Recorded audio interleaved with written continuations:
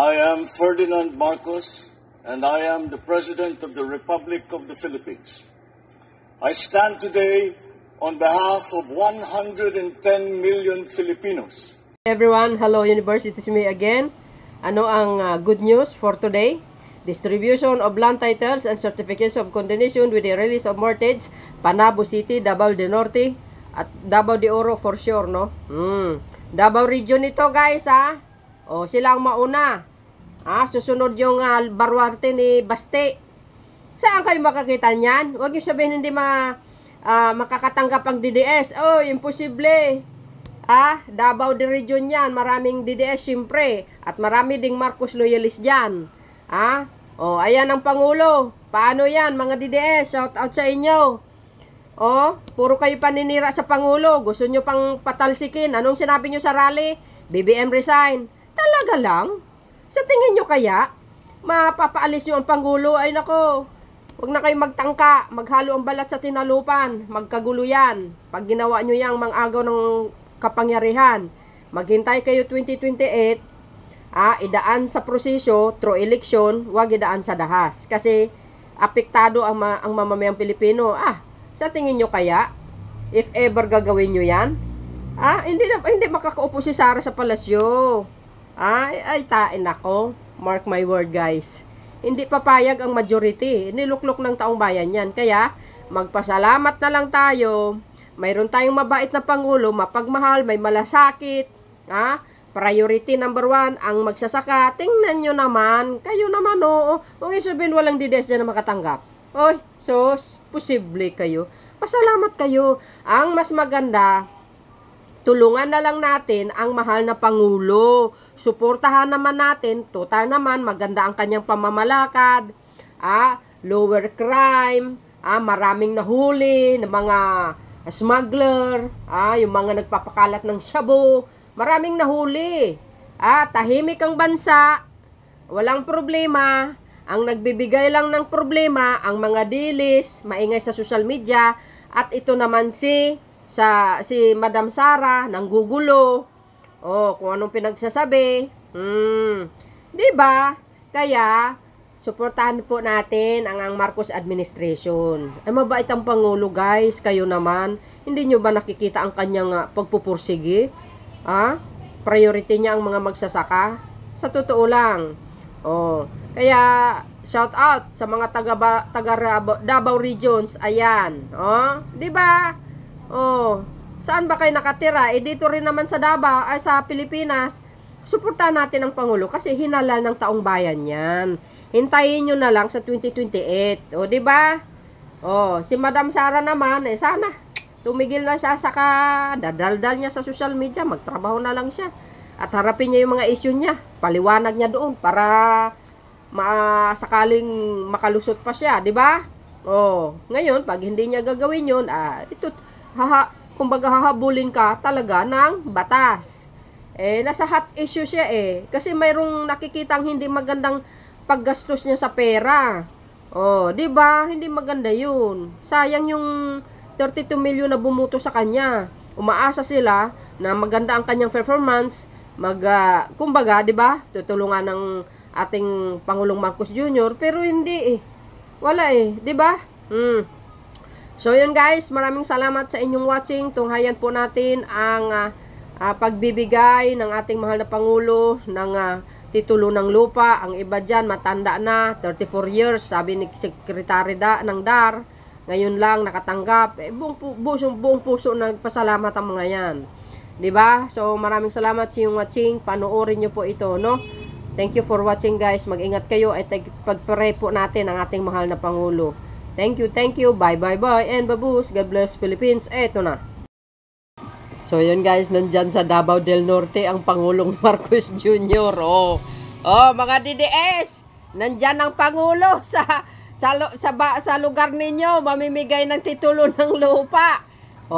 Wag yung sasabihin walang DDS na makakatanggap. Imposible. Kayo naman, sinisiraan nyo si Pangulong Marcos Jr. Pero anong balik niya sa inyo? Ayan, kabutihan. Di ba, mga kababayan? Shoutout sa inyo sa mga taga Davao del Norte.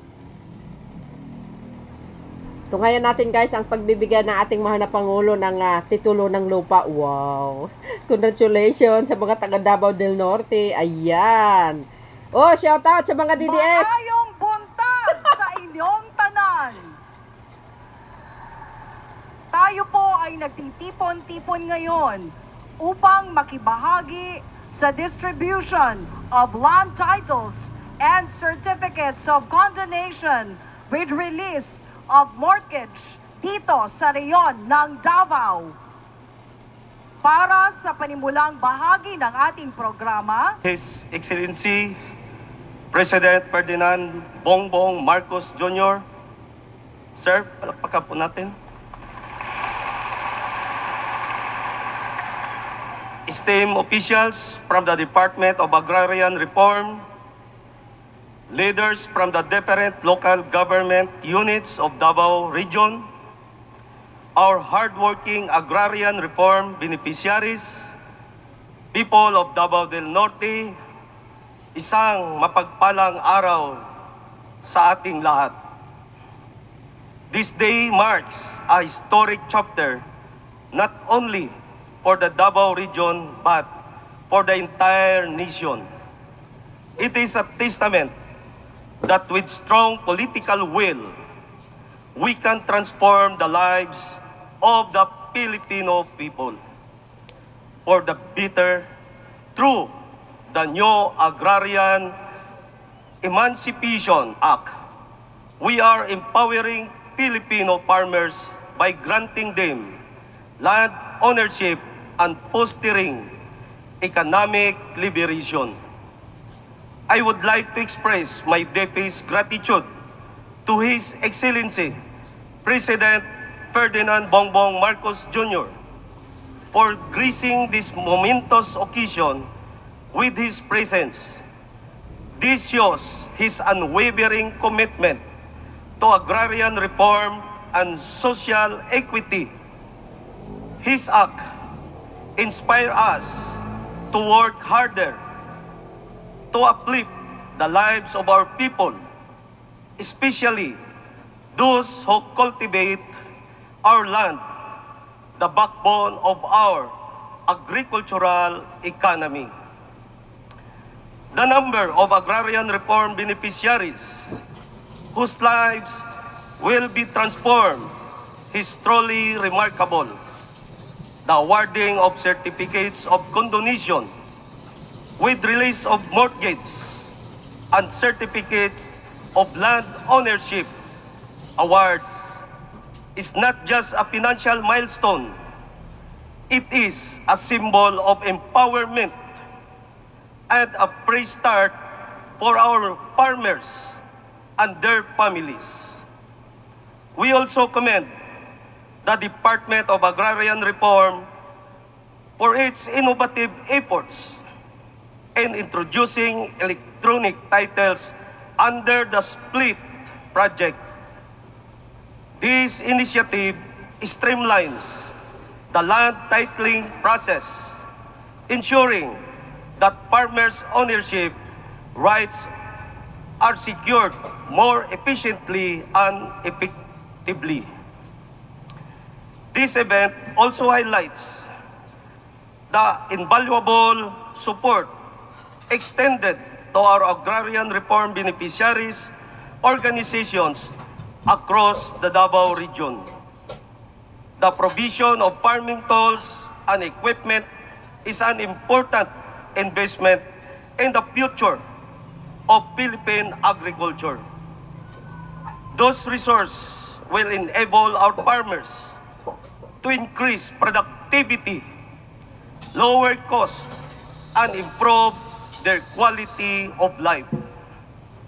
As the Governor of Davao del Norte, I reaffirm my administration support for our farmers, together with our and under the visionary leadership of our very own President Ferdinand Bongbong Marcos Jr.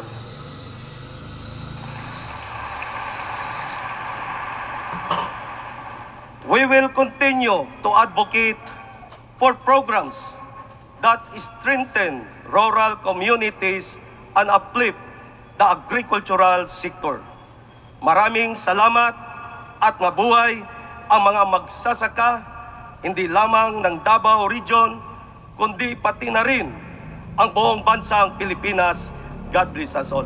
Ang Region 11, mabuhay po kayong lahat. Ba't walang Davao City? By the way, yun yung mga congressman natin, malaki po ang utang ng loob natin sa kanila.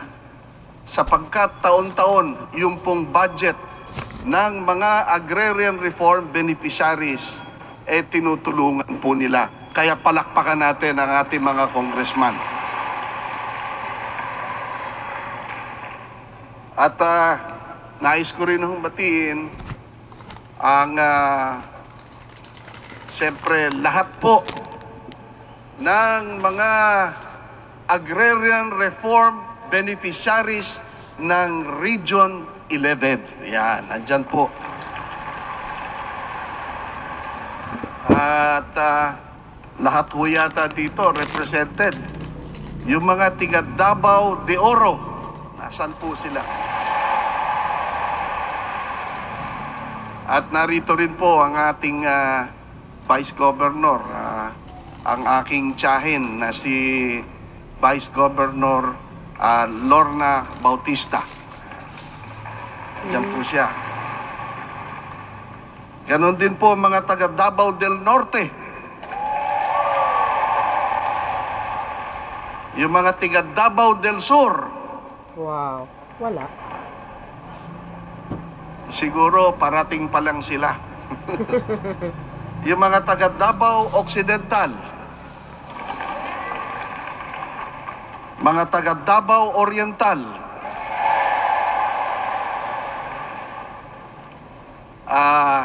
lahat ho ng mga kasama natin, yung mga undersecretaries, assistant secretaries, ang ating direktor, at ang mga DAR officials and employees ng Region 11. Palakpakan ho natin ang DAR family. Ladies and gentlemen, pipilitin ko pong magsalita ng Bisaya. Maayong buntag kaninyong tanan.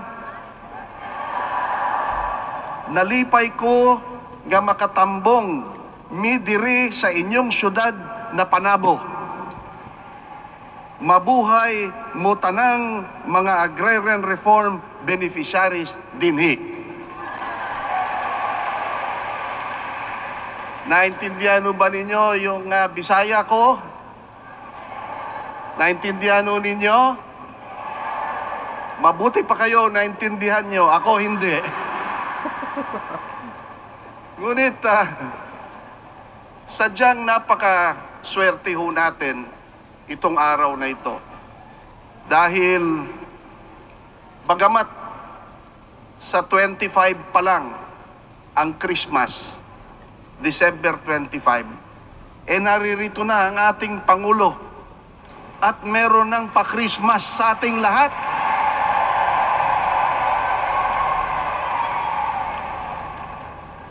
Pakinggan natin ang kanyang talumpati mamaya. Ang sabi ho ng ating Pangulo, doon sa unang State of the Nation address niya, agrarian reform is not only about land acquisition. Agrarian reform is about support services and distribution of lands. Kaya ho naririto kami ngayon. Meron ho tayong mga ibibigay.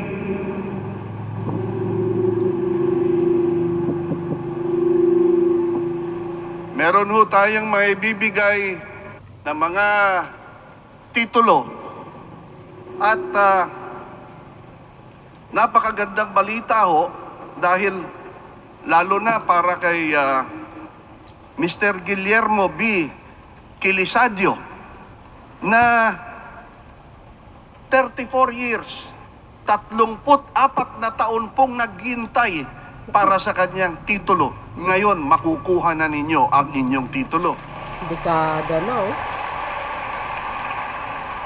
Ganon din ho, si Mr. Cesario B. Quilisadio Jr. ng Santo Tomas, Davao del Norte. 34 years naghihintay. Ganon din po si Mr. Dioscoro Blando. 6 na taon na hong naghihintay. Nasaan po ba sila? Yung mga ating mga kasamahan, andyan po sila. Tumayo nga ho kayo. Kayo po at 10 ng inyong mga kasama dahil ho na pinag-utos ng ating Pangulo, bilisan ang pamimigay ng titulo sa mga agrarian reform beneficiaries. Sa wakas, makukuha na ninyo ang inyong titulo. O, diba? Ganyan kamahal ang mga magsasaka. Maraming salamat po. Alam nyo po, pag nakikita ko po yung mga katulad ninyo na may mga edad na mga katulad namin na may edad na, naalala ko ho itong istorya tungkol sa ama ng ating mahal na Pangulo, the late President Ferdinand Marcos Sr. At ganoon din ho ang aking lolo na siya po ang secretary naman ng ama ng ating Pangulo ng Agrarian Reform, Secretary Conrado Estrella Sr. Nung isang okasyon po, natanong po ng mga media, ng mga periodista, sabi ho nila tinanong nila ang mahal na Pangulong President Ferdinand Marcos Sr., Mr. President, mukhang ang lakas-lakas pa ho ninyo. Nakikita namin talagang kuwan pa ho kayo, alisto pa kayo, malakas pa ho kayo. Ano ho bang sekreto nyo? Ang sabi ho ng ating mahal na Pangulo, noon, ito ho'y kwento ng aking lolo Ang sekreto ko ay gulay sa umaga, gulay sa tanghali, at gulay sa gabi. Ayan ang kinakain niya. Ganun ho ba? Sabi sa kanya. Oo, ganun kami mga Ilocano. Sino ho mga Ilocano rito? Naimbag nga bigat kada kayo amin, apo.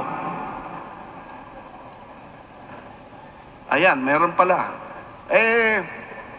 Yun nga ho, nung tinanong ang ating mahal na Pangulo, gulay sa umaga, gulay sa tanghali, gulay sa gabi, kaya malakas pa rin. Tinanong ho, ilang taon na ho kayo? Ako, mga 89 na ako, sabi niya. Tapos, yung lolo ko naman, nakita nila, tinanong nila,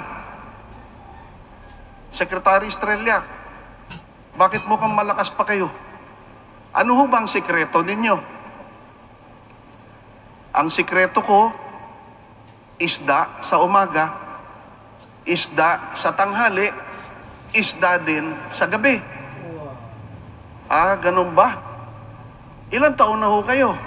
Ako, mga 90 na ako sabi ng lolo ko. Pagkatapos may nakita silang agrarian reform beneficiary na matanda na. Kulubot na yung muka.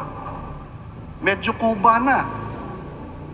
Kaya in-interview, Tatang, sabi nila, ano ho ba ang sikreto nyo? Bakit matanda na ho kayo? Mukhang mabilis pa kayong maglakad. At panik-panaog pa kayo sa hagdanan. Mukhang malakas na malakas pa kayo.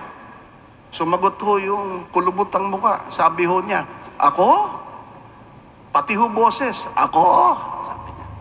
Ang sikreto ko, sex sa umaga.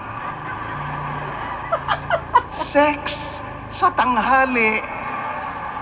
Sex uli sa gabi. Ganun mo ba? Yan ang sikreto nyo. Ilang taon na ho kayo? 46! Maloko talaga, guys.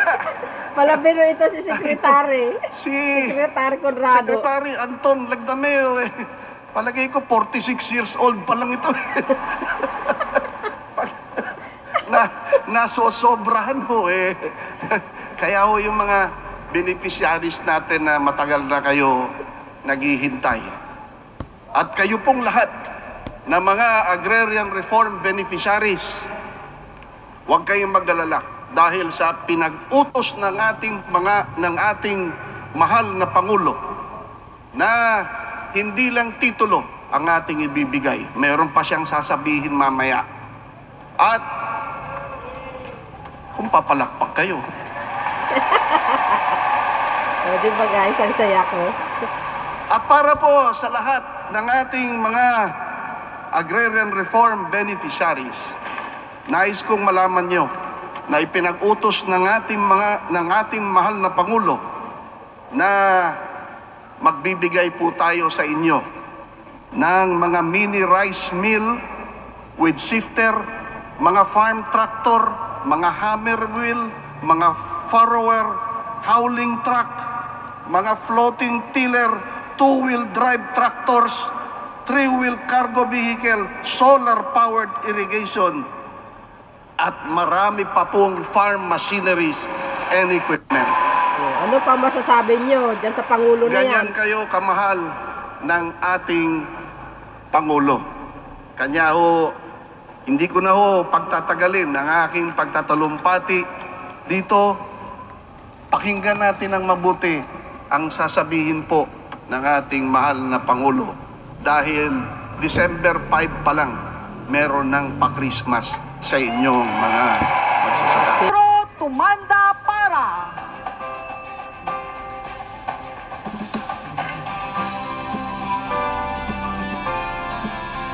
Wow, congratulations sa mga taga Davao Region. Joscoro Blando. O, diba? Shout out sa mga DDS. Hindi yan. Si Pangulong Marcos Jr. ang mayroong lang ganyan. At Antonio Membrillos. Pagmamahal niya sa mga magsasaka, number 1 priority niya po yan. Nandyan siya sa Davao Region, ha? Shout out naman dyan sa Vice President ng Pilipinas. Ang 460 sa mga Duterte family yun, shout out sa inyo. Tapos gusto nyo agawin ang palasyo di Malacanang. Ay nako, maghintay na lang kayo sa 2028. Hayaan nyo magtrabaho ang Pangulo. Hinalal po ng taong bayan yan. Wag tayong nagmamalaki. Marami pang pagkakataon para mamuno ng bansa. Ito, ang taon na ito, taon ni Pangulong Marcos Jr. 6 years po yan. Yan, yung ganyang klaseng pamimigay ng lupa. Hindi po matatawaran yan.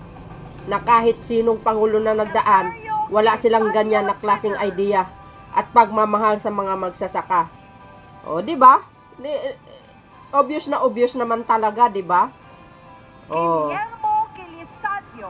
Si Pangulong Marcos Jr. wala siyang pakialam kahit binantaan siya ni Sara Duterte. Wala siyang pakialam basta Pilipino ka, Bisaya ka man, Ilocano, Waray, or sino ka man, as long as you are Filipinos, makikinabang ka sa mga magagandang programa niya. Iyan ang katotohanan. Diba? Shout out sa mga kababayan natin, sa mga taga Davao Region, sa buong Pilipinas. Saan kayo makakita ng ganyan? Tapos gusto nyong paalisin sa palasyo? Ay, maghalo ang balat sa tinalupan. Hindi nyo kayang gawin yan. Talaga magkagulo-gulo talaga, as in. Sa totoo lang. Napakabait ang Pangulo. Tahimik ang bansa. Magandang kanyang pamumuno. Tingnan nyo naman. Obvious na obvious. Ang kanyang ginagawa. Sabi ng mga dilis, bakit daw walang mga project? Bakit? Hindi ba project yan? Yung mga malalaking proyekto, huwag kayong mag-alala. Nasa na yun. Maganda na yung ang tawag dito, kasalukuyan na ng ginagawa. 2.5 years pa lang ang Pangulo. Kayo naman, ano yun, instantly matatapos ka agad. Talaga naman, oh. Kaya mga kababayan, congratulations sa ating lahat. Hindi man tayo makatanggap, pero masaya tayo, ano? Oh, inihiling ko lang sa ating mga kababayan, ipag-pray ang ating mahal na Pangulo, naway safe siya lagi, kaligtasan at ang buong kanyang pamilya, ang more blessing sa Marcos administration. Peace at pagkakaisa sa ating lahat. Mahal natin nga Pangulo, Ferdinand R. Marcos Jr. at saka Secretary Estrella. Magandang araw po sa inyong lahat. Lalong-lalo na po sa ating pinakamamahal nga Pangulong Ferdinand R. Marcos Jr. Ako po si Ernesto Bagtian, isang agrarian reform beneficiary ng ERB ng Andap ni Bataan, Davao de Oro. Isang karangalan po para sa akin ang makatayo rito sa harapan nyo ngayon upang ipahayag ang aking taos-pusong pasasalamat. At hindi lang po sa akin, kundi sa libo-libong beneficiaryo ng Comprehensive Agrarian Reform Program sa probinsya ng Davao de Oro. Marami pong salamat sa inyo, mahal na Pangulo. Para sa aming mga mag-uuma, magsasaka, ang inyong pag-alis ng aming bayarin, obligasyon sa Land Bank of the Philippines na pinagtibay sa pamamagitan ng Republic Act 11953 ay isang biyaya. Lubos po kaming nagagalak, mahal na Pangulo, dahil ito po ay isang napakalaking tulong sa amin. Para sa aming Dabawenyos, nawadaan jud mi og bugat nga pas-anonon. Ika nga sa Tagalog, dahil sa tulong nyo, kami ay nawala ng mabigat na pasanin dahil sa Republic Act 11953. Ang pira dapat namin gamitin, naming pangbayad sa lupa, ay may pangbili na namin ng pagkain. Wow. May pangbigay na namin sa aming mga anak para sa pamasahing patungong paaralan. Allowance ng aming mga anak sa school at sa iba pa. Oh, diba? Napakalaking tulong po ninyo ang ginawa sa amin. Lubos po naming hinangaan ang inyong dedikasyon at pagmamahal sa magsasaka. Sana po magpatuloy pa ang inyong pagsisikap kasama lahat ng mga opisyal at kawani ng gobyerno. Lalong-lalo na po ang DAR na siyang naging instrumento ng Diyos upang ang aming pangarap na lupang sakahan ay makamtan. Pangako po namin sa inyo, Pangulong BBM, na gagamitin namin at payayabungin pa ang biyayang ito upang maging huwaran ng tagumpay at pag-unlad sa iba pang mga magsasaka. Mabuhay po kayong Pangulong Bongbong Marcos. Taos pusot namin kayong iniibig at pinasasalamatan. Naway patuloy kayong pagpalain ng Diyos at bagong Pilipinas. Maraming salamat po. Salamat sa ating kalihim ng Department of Agrarian Reform, Secretary Conrad Estrella, sa kanyang pagpakilala. Magsiupo po tayo. Ang isang cabinet secretary na tiga rito at siyang namamahala sa lahat ng mga iba't ibang problema na lumilitaw sa pamahalaan. Ngayon ay nandito siya upang tumulong dito sa ating pagbigay ng ating mga titulo at saka yung tinatawag na COCROM. Ating Secretary Anton Lagdameo, ang kalihim ng Mindanao Development Authority, Leo Magno, ang mga kinatawan ng pangalawang distrito ng Davao, ang kinatawan ng pangalawang distrito ng Davao del Norte, Representative Alan Dulali, at ang iba pang mga miyembro ng kapulungan ng kinatawan ng Pilipinas na nandito. Lahat present and correct ngayong araw na ito. Good to see you all. Matagal na tayo hindi nakikita. Punong lalawigan ng Davao del Norte, Governor Edwin Jubaib at iba pang mga gobernador na nandito ngayon. Ang pangalawang punong lalawigan ng Davao del Norte, Di Carlo Oyo Uy at iba pang mga vice-gobernador na nandito. Punong lungsod ng Panabo, Jose Relempagos at iba pang mga punong bayan na kasama natin ngayong umaga. At ang pinakamahalaga at ang pinaka-importante na kasama natin dito ngayon, kayo po, mga agrarian reform beneficiaries. Mga kasamahan ko sa pamahalaan, mga kababayan, Maayong adlaw kaninyong tanan. Wow. Ang rehiyon ng Davao ay may espesyal na bahagi sa aking puso.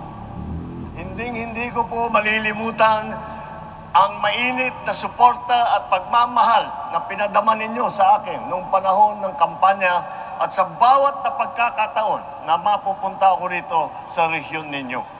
Dahil dito, masaya akong masaksihan ang patuloy na pag-unlad ng inyong lugar. Hangad ko na sa susunod na pagbisita ko rito ay pasisinayan na natin ang Tagum City Bypass Road at ang Island Garden City of Samal Circumferential Road. Kasado na Sa yan. 2026 pa raw po matatapos, pero mas maganda kung mas maaga at pipilitin natin mas mabilis at mas maganda pa ang pagpapatayo na yan. Akala ko Hindi ba na po walang yan, project sa inaabangan din ang pagbubukas ng Carmen Tagum City Coastal Road. Oh, Tiyak na wow. makakatulong ito sa pagpapabuti ng sitwasyon ng trapiko at pagpapabilis ng galaw ng inyong transportasyon at pagpapaunlad ng negosyo, turismo, agrikultura. Mas bibilis ang biyahe ng mga produkto, mas magiging madali na ating maipaparating ang mga tourist spot tulad ng mga beach, mga ilog at mga parks dito. Lalo pa natin maitatampok ang angking talento ng mga Dabawenyo sa buong bansa at sa buong mundo. Para po sa kaalaman ng lahat, nag-organize po ang tanggapan ng Pangulo, katuwang ang Department of Education ng isang parole-making contest. Sa 148 pampublikong paaralan na lumahok, ang Panabo City National High School ang nanalo bilang second place nitong Pasko na ito.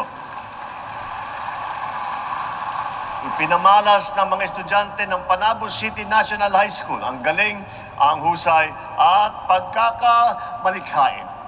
Kaya naman, buo ang aking suporta sa lahat ng mga proyekto at programang naglalayon na maisulong ang pagpapalawig ng turismo, pag-asenso ng inyong rehiyon at pagkilala sa inyong galing. Itong araw po na ito ay isang patunay sa pangako kong iyan.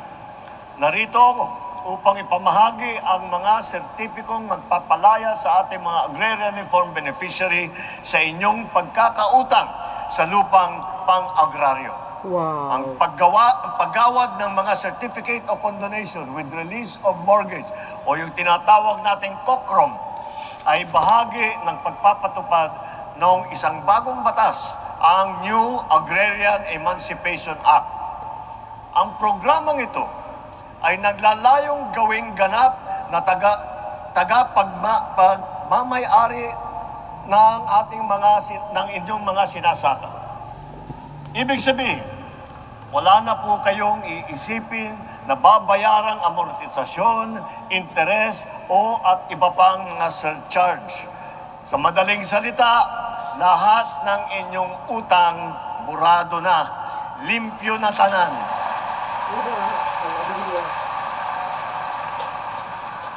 Sa buong Region 11 ay magbibigay tayo ng mahigit 11,000 kokrom para sa mahigit 9,000 benepisyaryo.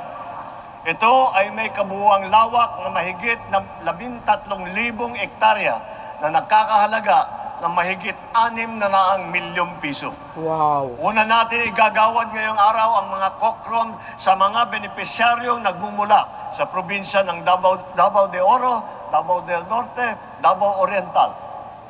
Bago matapos ang taon, ay isusunod naman natin para sa mga agrarian reform beneficiary sa Davao del Sur, Davao Occidental at sa Davao City. Oh. Mahigit 600 e-title sa mga ARBs mula sa Davao del Norte, del Sur ang ating ipapamahagi nang sa gayon magkaroon na ng sariling titulo sa lupang inyong sinasaka. Ito naman ay alinsunod sa proyekto ng DAR, gaya ng split project at ng land acquisition and distribution. Ito ang layunin nito ay mas pabilisin ang paghahati ng lupa para sa ating mga farmer beneficiary at ang pamamahagi ng mga lupang sakahan para sa mga magsasakang walang sariling lupain. Kaya naman, nagpapasalamat tayo sa World Bank dahil katuwang sila ng DAR sa pagpapatupad nito. Bukod pa rito, mamamahagi rin tayo ng mahigit 140 Certificate of Land Ownership o CLOA sa Davao City. Patuloy po ang pagsisikap ng gobyerno na mabigyan kayo ng mga proyekto na makakatulong sa pagpapalago ng inyong mga sakahan at magpapatatag sa sektor ng agrikultura. Kaya ngayong araw, ipinagdiriwang din natin ang tagumpay ng bunga ng inyong pagsisikap, ang inyong sakripisyo at determinasyon. Makakaasa kayo na sa bagong Pilipinas, hindi namin kayo pababayaan. Ang paglilingkod sa inyo ay ang nagbibigay sa amin ng inspirasyon para magsumikap sa aming tungkulin. Sa ating mga minamahal na benepisyaryo, sana po ang aming handog ay makapagbigay sa inyo ng bagong simula. Naway gamitin ninyo ang pagkakataong ito upang palaguin ang inyong mga sakahan at itaguyod ang kinabukasan ng inyong mga pamilya at ng ating bansa. Mabuhay ang ating mga magsasakang Pilipino! Mabuhay ang bagong Pilipinas! Daghang salamat! Maraming sa muli po ang ating mga ARBs, gumit na po kayo at samahan ang ating mahal na Pangulo.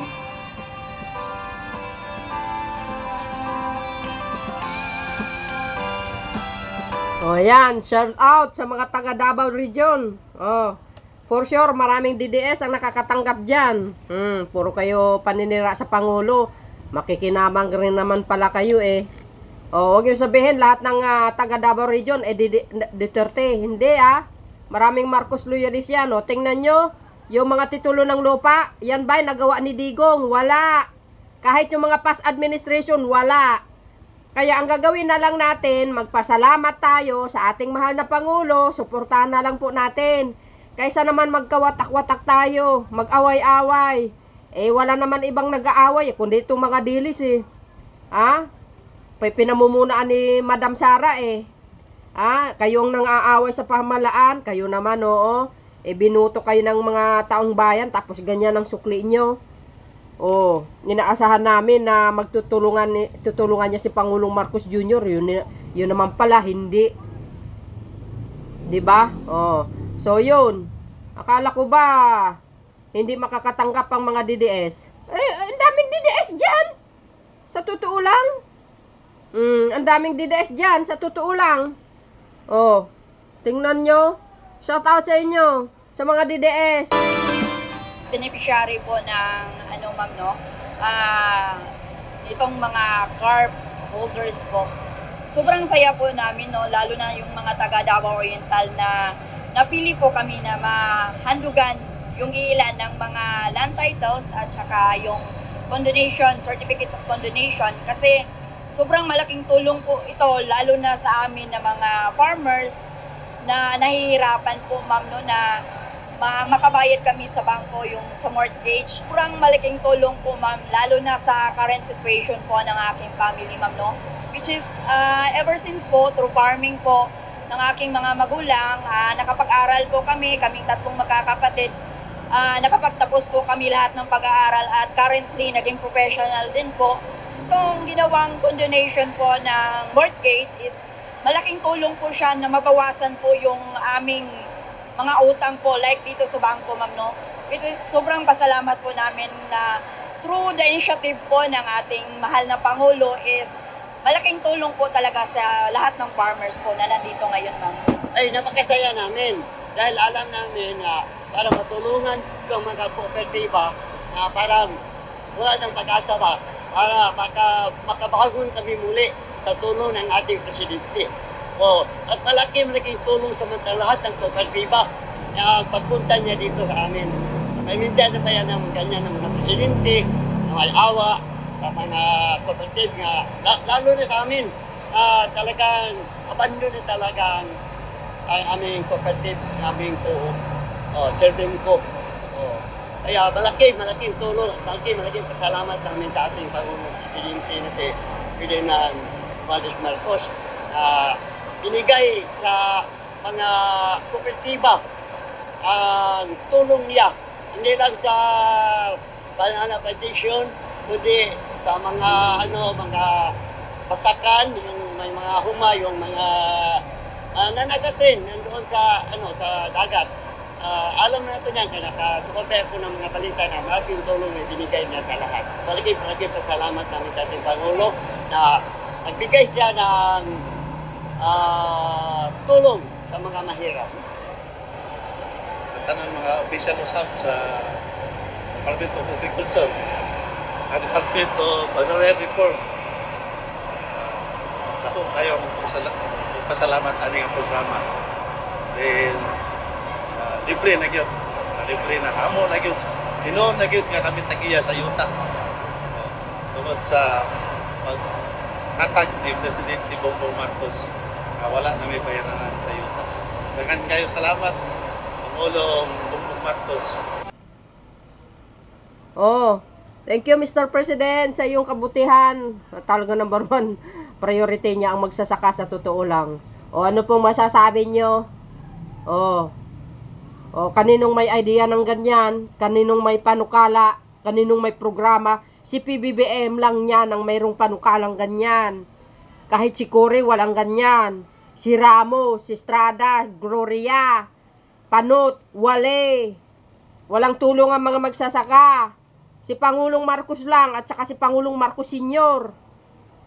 Yan ang dapat nating suportahan na pinuno. Walang ginawa kundi tumulong ng tumulong kaysa naman mangurakot yung iba dyan.